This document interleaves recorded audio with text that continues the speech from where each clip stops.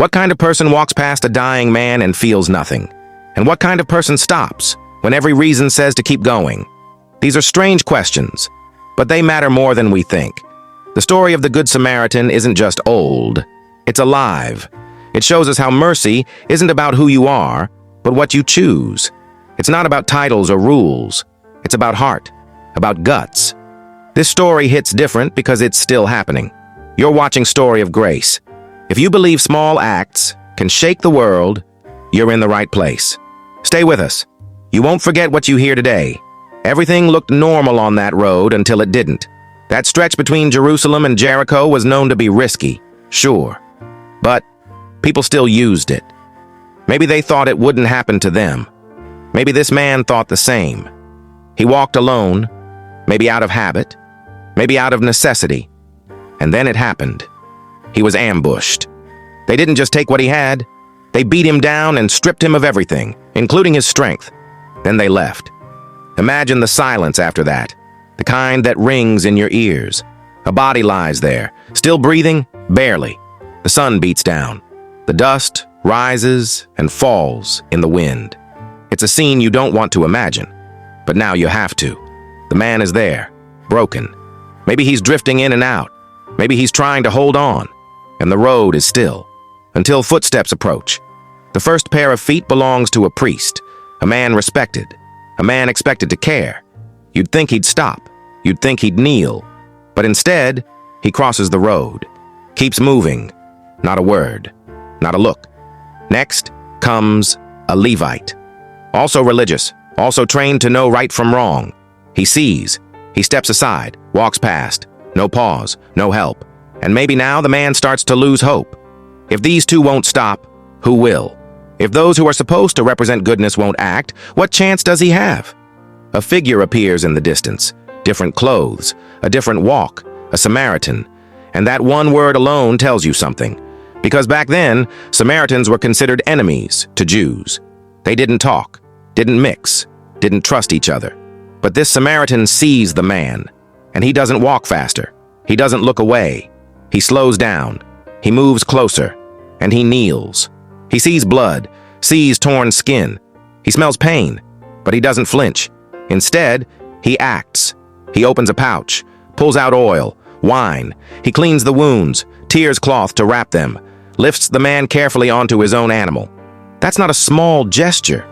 That's huge. That's giving up comfort. That's letting the stranger ride while he walks. The road leads them to an inn, a safe place. The Samaritan doesn't say, "This is enough." He goes inside, finds a room, helps the man into bed, watches over him through the night. In the morning, he talks to the innkeeper, leaves money, but he says something more. "If it costs more than this, I'll be back. I'll pay it." Who does that for a stranger? Who goes that far for someone they were raised to avoid? That's not normal. That's mercy at full volume. You hear it and think it's just a parable.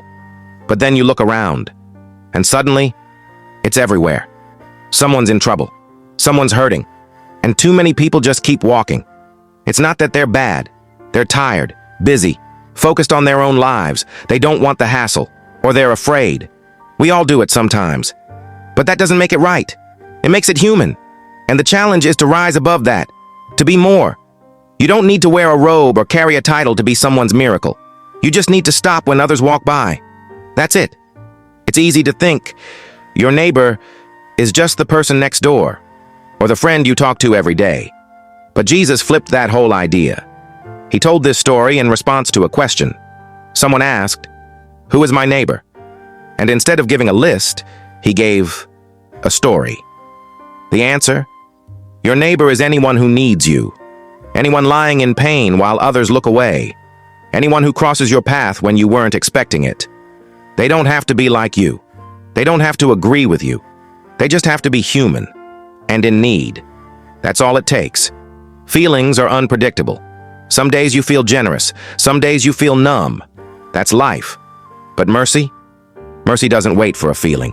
It's a decision. The Samaritan didn't help because he was feeling especially noble. He helped because he saw pain and chose not to ignore it. We all have those moments, those chances. A friend breaks down in front of you. A stranger needs help with a flat tire. Someone posts online about a rough day. You can scroll past, or you can stop. You can reply, send a message, offer to talk, show up. That's the choice. And it matters more than you think. Imagine being on that road. Not the priest, not the Levite, not even the Samaritan yet. Just you. You see someone in need. Maybe it's not dramatic. Maybe it's subtle.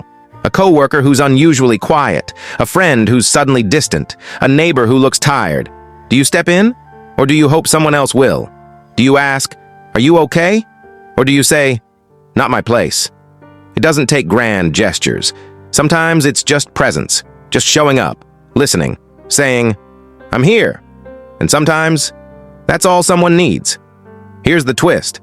We've all been on the ground, not always physically, but emotionally, spiritually. We've all had moments of feeling abandoned, and what saved us wasn't always some big miracle. Sometimes it was a friend who called, a stranger who smiled, someone who said, "I see you." So when we help others, we're not just being heroes. We're paying it forward. We're doing what someone once did for us. And that makes the whole thing beautiful. You'd think the religious ones in the story would act first, but they didn't. The ones with titles, with training, with respect, they passed by. And the outsider, the one judged and pushed aside, he helped. He showed love. Real, raw love. That should tell us something. Being spiritual doesn't mean quoting verses. It means living them, showing up, being present, getting your hands dirty. Faith isn't just belief. It's action. And mercy is where faith becomes real. You can't fix the whole world. You can't carry everyone. But you can carry one.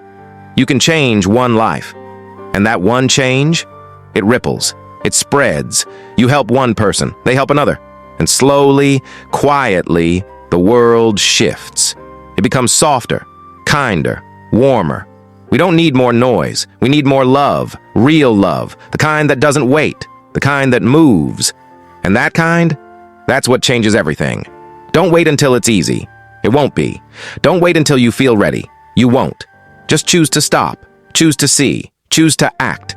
Be the one who crosses the road. Be the one who kneels. Be the one who says, "Your pain matters to me." That choice might cost you something. Time, energy, comfort. But it will give you something far better. Purpose, connection, humanity. So go ahead. Be the Samaritan. If this story stirred something in you, if it reminded you of what really matters, don't just sit with it. Talk about it. Share it. And hit that subscribe button for Story of Grace. We're here to remind each other that kindness still matters, and love still speaks louder than anything else. Stick around for more real stories that move the heart. We're just getting started.